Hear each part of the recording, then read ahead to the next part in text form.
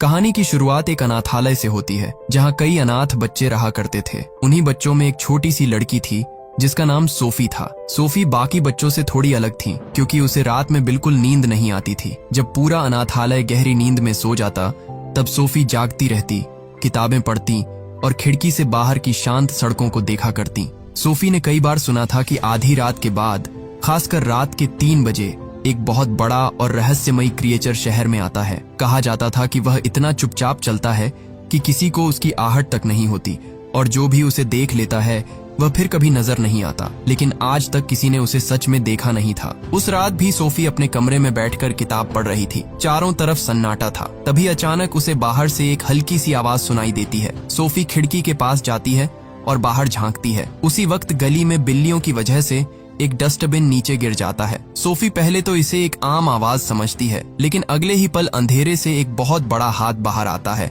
और उस डस्टबिन को सीधा कर देता है। ये देखकर सोफी की सांसें थम जाती हैं। वह समझ जाती है कि यह कोई आम इंसान नहीं बल्कि वही रहस्यमयी दैत्य है जिसके बारे में वह अब तक सिर्फ कहानियां सुनती आई थी। डर के मारे सोफी कोई आवाज नहीं करती, लेकिन तभी उस दैत्य की नजर सीधे सोफी पर पड़ जाती है। सोफी घबराकर तुरंत वापस अपने बिस्तर में भागती है और कंबल के अंदर छिप जाती है। उसे लगता है कि शायद अब वह बच जाएगी, लेकिन अगले ही पल खिड़की के बाहर वही विशाल दैत्य दिखाई देता है। वह अपना बड़ा सा हाथ अंदर डालता है और सोफी को उसके कंबल समेत उठाकर वहां से ले जाता है। अब दैत्य बड़ी सावधानी से शहर की गलियों से गुजरता है। वह हर कदम बहुत संभल कर रखता है ताकि कोई इंसान उसे देख न सके, और देखते ही देखते सोफी को लेकर इंसानों की दुनिया से बहुत दूर निकल जाता है। दैत्य देश, यही वह जगह थी जहां इंसानों से कई गुना बड़े दैत्य रहते थे। दैत्य सोफी को अपनी गुफा जैसे घर में लेकर आता है। वहां पहुंचकर वह सोफी को एक ऊंची जगह पर रख देता है ताकि वह आसानी से भाग न सके।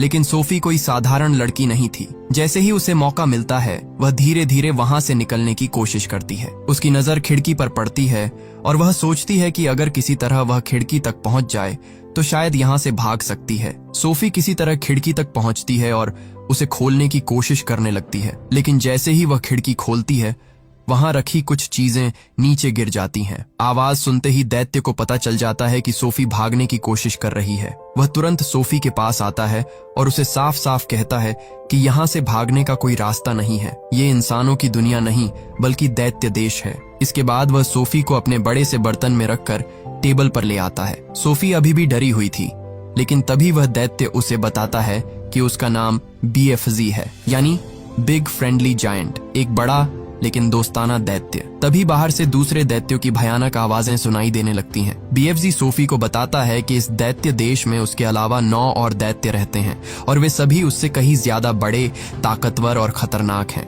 ये सुनते ही सोफी का डर और बढ़ जाता है। वह कांपती हुई BFZ से कहती है, प्लीज आप मुझे मत खाना। लेकिन BFZ उसे शांत करते हुए कहता है कि वह उसे नहीं खाएगा क्योंकि वह बाकी दैत्यों जैसा नहीं है। वह एक अच्छा दैत्य है और इंसानों को नुकसान नहीं पहुंचाता। वह मांस नहीं खाता बल्कि सिर्फ एक बदबूदार कड़वी सब्जी खाकर जिंदा रहता है। अब सोफी थोड़ा संभलती है और उससे पूछती है, अगर आप मुझे खाना नहीं चाहते तो फिर मुझे यहाँ क्यों लेकर आए? मैं तो अनाथालय में रहती थी। BFZ उससे पूछता है, क्या तुम वहाँ खुश थी? सोफी बताती है कि वह अनाथालय में बिल्कुल खुश नहीं थी। वहाँ की मैट्रन बहुत सख्त और बेरहम थी। इसके बाद सोफी BFZ से पूछती है कि क्या बाकी दैत्य भी उसकी तरह अच्छे हैं? BFZ का चेहरा गंभीर हो जाता है। वह बताता है कि बाकी दैत्य बहुत खतरनाक और आदमखोर है। वे इंसानों को खाना समझते हैं। सोफी फिर उससे पूछती है कि अगर यहाँ इतना खतरा है तो वह उसे लेकर आया ही क्यों? तब BFZ उसे सच्चाई बताता है। वह कहता है कि सोफी ने उसे इंसानों की दुनिया में देख लिया था। अगर वह उसे वहीं छोड़ देता तो सोफी सबको बता देती कि उसने एक असली दैत्य देखा है। फिर यह बात रानी तक पहुंचती और रानी अपनी पूरी सेना के साथ दैत्य देश पर हमला कर सकती थी। अब सोफी को यकीन होने लगता है कि BFZ उसे नहीं खाएगा। उसका डर थोड़ा कम हो जाता है और वह पहले से ज्यादा हिम्मत दिखाने लगती है। इसके बाद BFZ सोफी को सख्त चेतावनी देता है कि वह कभी भी गुफा से बाहर निकलने की कोशिश न करे क्योंकि बाहर घूमने वाले बाकी दैत्य बेहद खतरनाक और आदमखोर है। अगर उनमें से किसी ने भी सोफी को देख लिया तो वह उसे जिंदा निगल जाएंगे। BFZ साफ कह देता है कि अब सोफी को हमेशा यही रहना होगा। उसकी बात सुनकर सोफी परेशान हो जाती है, लेकिन BFZ के चेहरे पर भी एक अलग ही डर नजर आ रहा था। कुछ देर बाद BFZ सोफी को एक बड़े से बैरल में सुला देता है और उसे आराम करने के लिए कहता है। जैसे ही सोफी सो जाती है बीएफजी चुपचाप वहां से निकलता है और एक झरने के पीछे छिपे रास्ते से होते हुए अपने गुप्त कमरे में पहुंचता है। ये कमरा किसी जादुई दुनिया से कम नहीं था। चारों तरफ रंग बिरंगी चमकती हुई बोतलें रखी थीं, लेकिन ये कोई साधारण बोतलें नहीं थीं। इन बोतलों के अंदर अलग अलग तरह के सपने कैद थे, जिन्हें बीएफजी पकड़ कर लाता था और फिर इंसानों की दुनिया में जाकर सोते हुए बच्चों को देता था। इसी दौरान बीएफजी एक लाल रंग की बोतल निकालता है और उस सपने पर कुछ अजीब सा काम करने लगता है। उधर सोफी अचानक नींद से जाग जाती है। वह देखती है कि बीएफजी नीचे गहरी नींद में सो रहा है और उसके जोरदार खर्राटों से पूरा कमरा हिल रहा है। सोफी को लगता है कि भागने का इससे अच्छा मौका उसे दोबारा नहीं मिलेगा। वह धीरे धीरे उठती है। किसी तरह वह खिड़की खोलने में कामयाब हो जाती है और नंगे पांव बाहर निकलकर पूरी ताकत से भागने लगती है। लेकिन कुछ ही दूर जाते ही जमीन के नीचे से एक विशाल हाथ बाहर आता है और सोफी को ऐसे उठा लेता है जैसे कोई छोटा सा चूजा हो। सोफी डर के मारे चीखने लगती है और बीएफजी की गुफा की तरफ देखते हुए मदद मांगती है, लेकिन इस बार बीएफजी उसकी मदद करने के बजाय चुपचाप गुफा का दरवाजा बंद कर लेता है। अगले ही पल वह भयानक दैत्य सोफी को अपने मुंह के करीब लाता है और उसे निगल जाता है। तभी सोफी जोरदार चीख के साथ नींद से जाग जाती है। असल में यह सब सच नहीं था, बल्कि एक डरावना सपना था। बीएफजी ने खुद यह सपना सोफी के लिए बनाया था ताकि वह समझ सके कि गुफा के बाहर की दुनिया सच में कितनी खतरनाक है। इसी बीच सोफी की नजर बीएफजी के बनाए एक अजीब से जूस पर पड़ती है। बीएफजी उसे बताता है कि इस जूस का नाम फ्रॉबस्कॉटल है। ये कोई आम ड्रिंक नहीं थी, बल्कि दैत्यों की दुनिया की सबसे अजीब चीजों में से एक थी। सोफी को फ्रॉबस्कॉटल देखकर बहुत अजीब लगता है, क्योंकि आमतौर पर किसी भी ड्रिंक के बुलबुले ऊपर की तरफ जाते हैं और उसे पीने के बाद डकार आती है, लेकिन इस जूस में बुलबुले ऊपर नहीं बल्कि नीचे की तरफ जा रहे थे। उसे इस अजीब जूस की असली ताकत का अंदाजा हो जाता है। अचानक चिंगारियों और बिजली जैसी आवाजों के साथ एक जोरदार धमाका होता है। ये धमाका इतना तेज था कि उसकी आवाज पूरी गुफा में गूंज जाती है। इस शोर को सुनकर वहां एक बेहद खतरनाक दैत्य आ जाता है। वह बाकी आदमखोर दैत्यों से भी ज्यादा डरावना था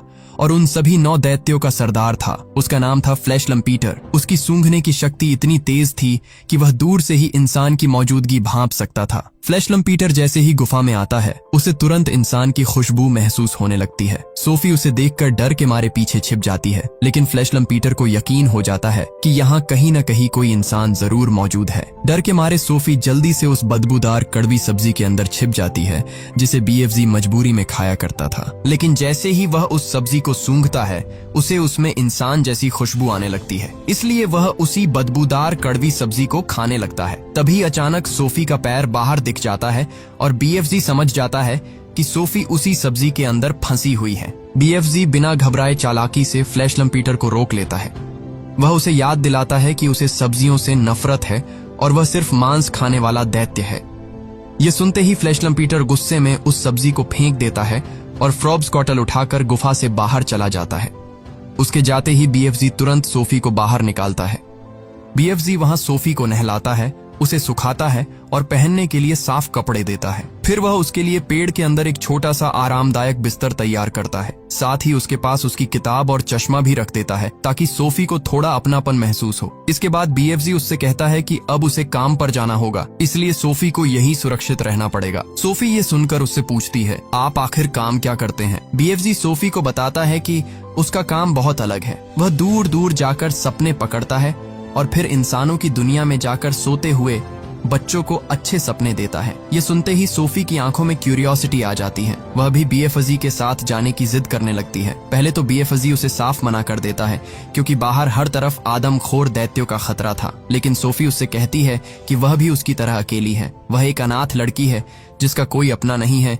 बीएफजी का दिल पिघल जाता है। वह सोफी को अपने साथ ले जाने के लिए मान जाता है, लेकिन जाने से पहले वह उसे समझाता है कि यह सफर बिल्कुल आसान नहीं होगा। उन्हें रास्ते में सोए हुए आदमखोर दैत्यों के बीच से चुपचाप निकलना होगा और सामने वाली पहाड़ी की चोटी तक पहुंचना होगा। सोफी के साथ यह काम और भी मुश्किल था, क्योंकि जरा सी आवाज भी उन दैत्यों को जगा सकती थी। इसके बाद बीएफजी बहुत धीरे धीरे दबे पांव आगे बढ़ने लगता है। रास्ते में एक दैत्य सो रहा होता है, जिसे अचानक छींक आने वाली होती है। अगर वह छींक देता तो बाकी सारे दैत्य भी जाग जाते, इसलिए बीएफजी बड़ी अजीब और मजेदार तरीके से उसकी छींक रोक देता है। आगे एक कौवा आवाज करने वाला होता है, तो BFZ जल्दी से उसकी चोंच भी दबा देता है ताकि कोई आवाज बाहर न निकले। किसी तरह वह सोफी को लेकर वहां से निकलने ही वाला होता है, लेकिन तभी एक खूंखार दैत्य की नजर उस पर पड़ जाती है। वह दैत्य BFZ को पकड़ लेता है और उसे हवा में लटका देता है। यह देखकर सोफी डर के मारे पास खड़ी एक कार में जाकर छिप जाती है।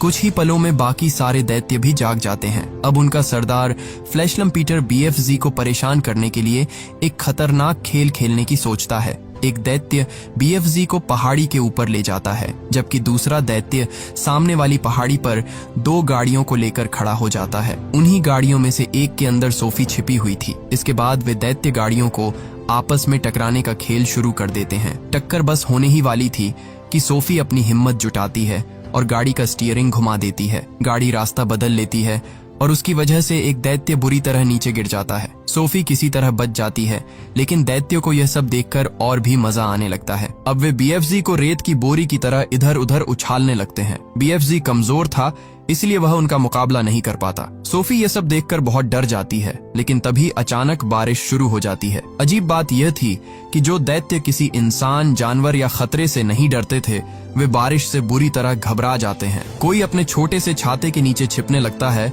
तो कोई पेड़ उखाड़कर उसे अपने ऊपर ढाल की तरह इस्तेमाल करने लगता है। कुछ ही देर में सारे दैत्य बारिश से बचने के लिए वहां से भाग खड़े होते हैं, लेकिन BFZ बारिश से बिल्कुल नहीं डरता था। उसके लिए यही मौका था। वह तुरंत इस मौके का फायदा उठाता है और जल्दी से सोफी को वहां से सुरक्षित बाहर निकाल लेता है। लेकिन इसी बीच एक बड़ी गलती हो चुकी थी। सोफी का कंबल वहीं छूट गया था। बाद में जब दैत्य उस कंबल को सूंघते हैं तो उन्हें समझ आ जाता है कि यह किसी इंसान का है, यानी अब सोफी का राज ज्यादा देर तक छिपने वाला नहीं था। दूसरी तरफ सोफी BFZ से कहती है कि आपको उन दैत्यों को अपने साथ ऐसा बर्ताव नहीं करने देना चाहिए था, लेकिन BFZ उदास होकर बताता है कि वह यहाँ 9 आदमखोर दैत्यों के बीच अकेला रहता है। वे दैत्य इंसानों की खुशियां छीनते हैं, उनके बच्चों को खा जाते हैं और वह चाह कर भी उन्हें रोक नहीं पाता।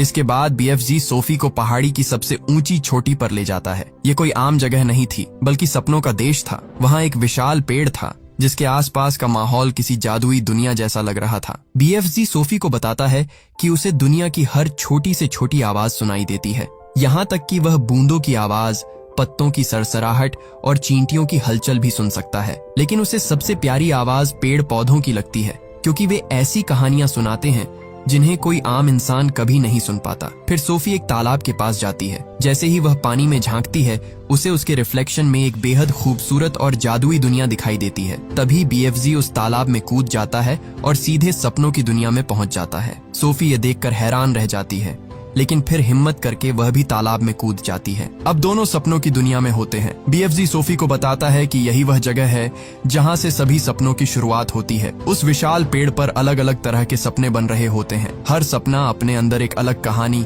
अलग एहसास और अलग आवाज लिए होता है। BFZ बताता है कि ये सपने उससे बातें करते हैं। वे उसे बताते हैं कि वे अच्छे सपने हैं या बुरे, किस बच्चे के लिए बने हैं और उनमें कौन सी भावना छिपी है। इसके बाद BFZ एक सपना पकड़ने की कोशिश करता है। सोफी उसे बताती है कि सपना किस तरफ जा रहा है, लेकिन वह सपना BFZ के पास आने के बजाय सीधे सोफी के पास चला जाता है। BFZ उसे पकड़ लेता है और फिर प्यार से सोफी को देता है। वह बताता है कि यह एक बहुत ही मुलायम और खूबसूरत सपना है। फिर वह उसे सावधानी से एक बोतल में बंद कर देता है। इसके बाद BFZ सोफी से कहता है कि वह भी कुछ सपने पकड़ कर देखे। सोफी उत्साह में उन चमकते हुए सपनों के पीछे भागने लगती है और धीरे धीरे BFZ से काफी दूर चली जाती है। तभी वहां एक अंधेरा और डरावना सपना आता है। सोफी को उसके बारे में पता नहीं होता, इसलिए वह गलती से उसी बुरे सपने को पकड़ लेती है। BFZ तुरंत उसके पास आता है और घबराकर कहता है कि यह कोई अच्छा सपना नहीं, बल्कि एक बेहद खतरनाक बुरा सपना है।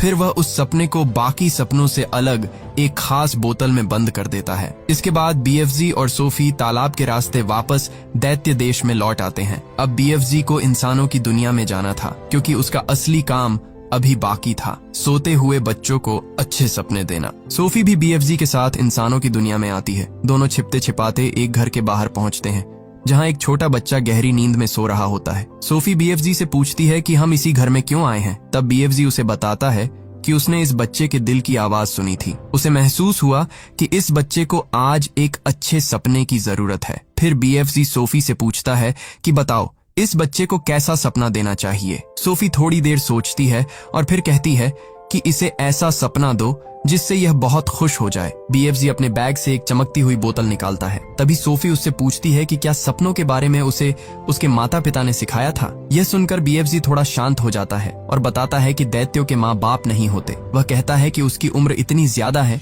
जितनी शायद इस धरती की उम्र हो। इसके बाद बीएफजी अपने लंबे ट्रम्पेट की मदद से वह सपना धीरे से उस बच्चे के कमरे में फूंक देता है। सपना बच्चे के अंदर चला जाता है और कुछ ही पलों में उसके चेहरे पर मुस्कान आ जाती है। बच्चा नींद में ही खुशी से मुस्कुराने लगता है। ये देखकर सोफी भी बहुत खुश हो जाती है क्योंकि पहली बार उसने देखा था कि बीएफजी का काम कितना खूबसूरत है। इसके बाद दोनों वापस दैत्य देश की तरफ लौटने लगते हैं, लेकिन रास्ते में उन्हें बाकी आदमखोर दैत्य दिखाई देते हैं। वे इंसानों की दुनिया में बच्चों का शिकार करने निकले थे। उन्हें देखकर बीएफजी तुरंत छिप जाता है क्योंकि वह जानता था कि वह अकेले उन सबको रोक नहीं सकता। इसी दौरान सोफी को याद आता है कि उसका कंबल उसके पास नहीं है। वह बीएफजी से कहती है कि उसका कंबल कहीं खो गया है। बीएफजी अपनी जेबें चेक करता है लेकिन कंबल उसके पास भी नहीं होता। तब सोफी कहती है कि शायद वह कंबल दैत्य देश में ही छूट गया होगा। यह सुनते ही बीएफजी परेशान हो जाता है क्योंकि अगर बाकी दैत्यों को वह कंबल मिल गया तो वे उसकी खुशबू से समझ जाएंगे कि दैत्य देश में कोई इंसान आया था, और अगर उन्हें सोफी के बारे में पता चल गया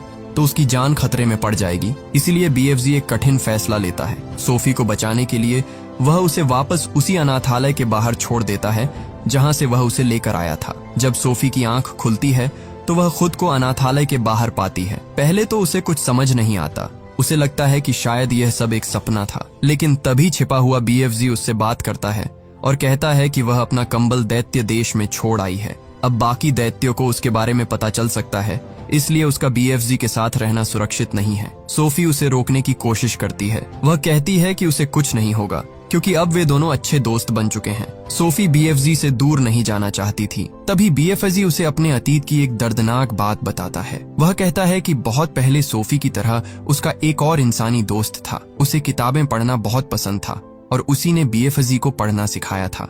सोफी ने जो लाल जैकेट पहनी थी वह भी उसी बच्चे की थी, लेकिन एक दिन बाकी दैत्यों को उसके बारे में पता चल गया और उन्होंने उस बच्चे को मार दिया। बीएफजी आज तक उस दर्द को भूल नहीं पाया था, इसलिए वह नहीं चाहता था कि सोफी के साथ भी वही हो। सोफी फिर भी हार नहीं मानती। वह कहती है कि इस बार ऐसा कुछ नहीं होगा क्योंकि वे दोनों मिलकर उन दैत्यों को रोकेंगे और उन्हें कहीं दूर भेज देंगे।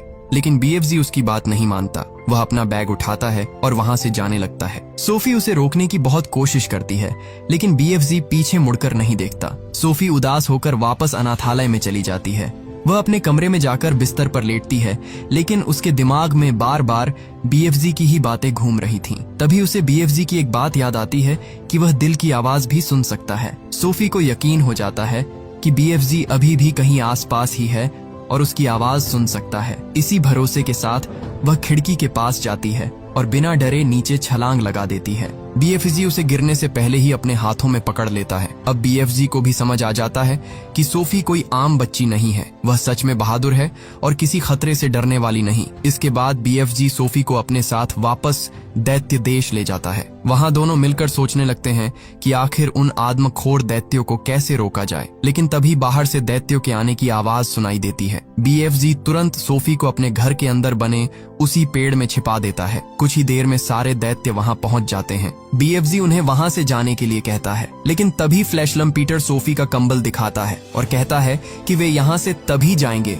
जब उस इंसान को अपने साथ लेकर जाएंगे। अब सारे दैत्य उस कंबल को सूंघ सूंघ कर सोफी को ढूंढने लगते हैं। वे बीएफजी के घर का हर कोना उलट पुलट कर देते हैं। वहां रखा सामान तोड़ने लगते हैं और हर जगह इंसान की खुशबू खोजने लगते हैं। तभी दैत्यों का सरदार फ्लैशलम पीटर उसी पेड़ के पास पहुंच जाता है जहां सोफी छिपी हुई थी। सोफी बड़ी मुश्किल से खुद को बचाती है और पानी के रास्ते नीचे की तरफ निकल जाती है। नीचे जाकर वह पेड़ के अंदर बने एक छोटे से कमरे में पहुंचती है। यह कमरा बाकी जगहों से बिल्कुल अलग था। वहां कई इंसानी चीजें रखी हुई थीं, किताबें, कपड़े, छोटे छोटे सामान। सोफी समझ जाती है कि यह कमरा उसी बच्चे का था जो कभी बीएफजी का दोस्त हुआ करता था। वहीं उसे एक पेंटिंग भी मिलती है। उस पेंटिंग में उस बच्चे ने खुद को और बीएफजी को साथ बनाया था। उसमें बीएफजी का मतलब बिग फ्रेंडली जायंट लिखा था। अब सोफी को समझ आता है कि बीएफजी को यह नाम उसी बच्चे ने दिया था। यह देखकर उसे एहसास होता है कि बीएफजी और वह बच्चा सच में बहुत अच्छे दोस्त थे।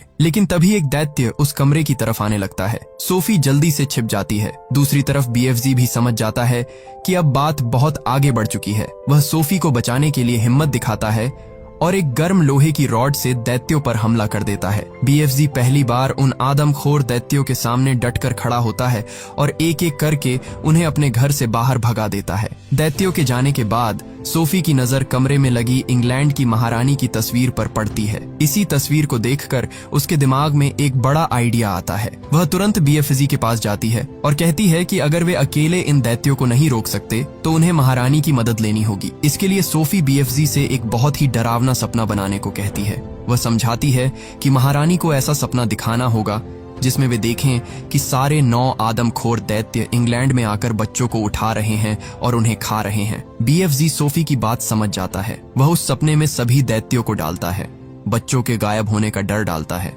और साथ ही महारानी की सेना को भी उस सपने का हिस्सा बना देता है ताकि रानी को पूरा खतरा साफ साफ दिखाई दे। सोफी बीएफजी से कहती है कि इस सपने में सिर्फ दैत्य और सेना ही नहीं बल्कि उसे और बीएफजी को भी शामिल करना होगा, क्योंकि अगर महारानी सपने में सोफी और बीएफजी को देख लेगी तो जागने के बाद उन्हें समझ आ जाएगा कि यह कोई साधारण सपना नहीं बल्कि एक चेतावनी है। बीएफजी सोफी की बात मानता है और सारे हिस्से जोड़कर वह सपना पूरी तरह तैयार कर देता है। इसके बाद दोनों अपने प्लान के मुताबिक छिपते छिपाते हुए महारानी के महल तक पहुंचते हैं। वहां पहुंचकर बीएफजी अपने लंबे ट्रम्पेट की मदद से वह डरावना सपना महारानी के कमरे में फूंक देता है। सपना महारानी के अंदर चला जाता है।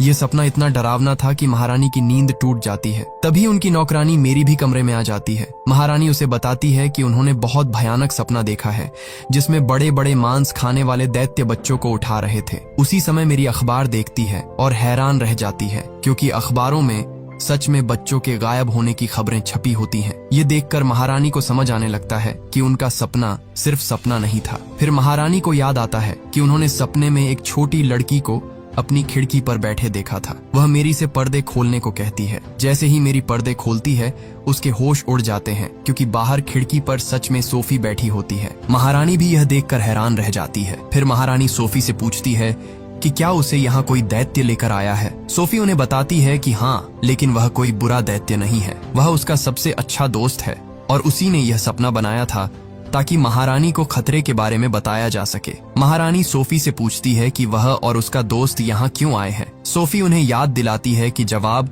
उन्हें अपने सपने में मिल चुका है। तभी महारानी को पूरा प्लान याद आ जाता है। अब महारानी बीएफजी को बुलाने के लिए कहती है। इसके बाद सोफी बाहर खड़े बीएफजी को आवाज देती है। पहले तो बीएफजी बहुत डरता है क्योंकि इंसानों और सैनिकों के सामने आने का उसे कोई अनुभव नहीं था, लेकिन सोफी पर भरोसा करके वह हिम्मत जुटाता है और धीरे धीरे सामने आ जाता है। बीएफजी को देखते ही सैनिक घबरा जाते हैं और अपनी बंदूकें उसकी तरफ तान देते हैं। सोफी तुरंत महारानी को उनका वादा याद दिलाती है। तब महारानी सैनिकों को हथियार नीचे करने का आदेश देती है। सैनिक तुरंत अपनी बंदूकें नीचे कर लेते हैं। इसके बाद बीएफजी महारानी के पास आता है और बहुत सम्मान के साथ उनसे मिलता है। फिर महारानी तैयार होकर नीचे आती है जहां बीएफजी के लिए खास इंतजाम किया जाता है। उसे एक बहुत बड़ी टेबल पर बिठाया जाता है और तरह तरह का खाना परोसा जाता है। बीएफजी पहली बार इतना स्वादिष्ट खाना खाता है। इसी दौरान महारानी अपने जनरलों और अधिकारियों को भी बुला लेती है। वह उन्हें बताती है कि उन्होंने बीएफजी और सोफी से वादा किया है कि वे उन आदमखोर दैत्यों को रोकेगी। अब सेना को बीएफजी के पीछे पीछे दैत्य देश जाना होगा ताकि उन दैत्यों को हमेशा के लिए पकड़ा जा सके। इसके बाद महारानी की पूरी आर्मी बीएफजी के पीछे पीछे दैत्य देश की तरफ निकल पड़ती है। जैसे ही वे दैत्य देश की सीमा में पहुंचते हैं उनके सारे कंपास और मशीनें काम करना बंद कर देते हैं, लेकिन बीएफजी रास्ता अच्छी तरह जानता था, इसलिए वह सभी को सही सलामत वहां तक ले आता है। दैत्य देश पहुंचकर बीएफजी सैनिकों को वहीं रुकने के लिए कहता है और खुद सोफी को लेकर अपने घर चला जाता है। वहां पहुंचकर वह एक और बेहद डरावना सपना तैयार करने लगता है। बीएफजी सोफी से कहता है कि वह यह सपना उन आदमखोर दैत्यों को देगा। अगर इस सपने ने अपना असर दिखा दिया तो उठने के बाद वे दैत्य इतने डर और घबराहट में होंगे कि सैनिक उन्हें आसानी से पकड़ लेंगे। फिर बीएफजी और सोफी उस डरावने सपने को लेकर दैत्यों के पास पहुंचते हैं, लेकिन तभी बीएफजी को याद आता है कि वह अपना ट्रम्पेट तो महारानी के महल में ही छोड़ आया है। अब वह काफी परेशान हो जाता है क्योंकि बिना ट्रम्पेट के सपना दैत्यों तक पहुंचाना मुश्किल था,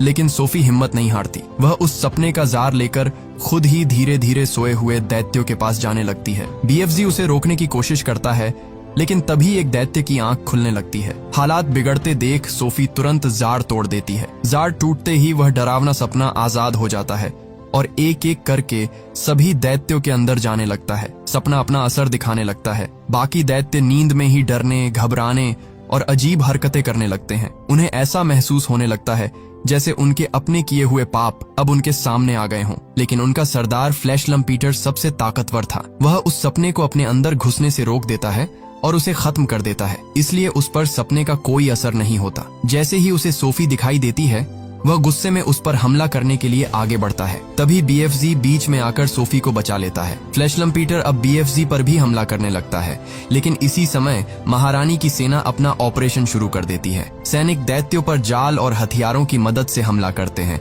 और एक एक करके सभी आदमखोर दैत्यों को पकड़ने लगते हैं। कुछ ही देर में पूरी सेना मिलकर उन सभी खतरनाक दैत्यों को काबू में कर लेती है। फिर हेलीकॉप्टर की मदद से उन्हें दैत्य देश से बहुत दूर ले जाया जाता है और समुद्र के बीचों बीच एक सुनसान आइलैंड पर छोड़ दिया जाता है, ताकि वे कभी वापस आकर इंसानों को नुकसान न पहुंचा सके। उस आइलैंड पर खाने के लिए कुछ भी नहीं था, इसलिए महारानी वहां उसी बदबूदार कड़वी सब्जी के ढेर सारे बीज गिरवा देती है, जिसे बीएफजी मजबूरी में खाया करता था। अब उन आदमखोर दैत्यों के पास जिंदगी भर वही खराब सब्जी खाने के अलावा कोई रास्ता नहीं बचता। ये देखकर वे सभी रोने और चिल्लाने लगते हैं। इसके बाद सोफी की जिंदगी भी पूरी तरह बदल जाती है। महारानी की नौकरानी मेरी सोफी को गोद ले लेती है। अब सोफी को एक नया घर, नया परिवार और एक सुरक्षित जिंदगी मिल जाती है। वही बीएफजी वापस अपनी दुनिया में लौट जाता है, लेकिन सोफी और बीएफजी की दोस्ती कभी खत्म नहीं होती। जब भी सोफी को बीएफजी की याद आती, वह अपने दिल से उससे बातें करती, क्योंकि बीएफजी दुनिया की हर फुसफुसाहट सुन सकता था।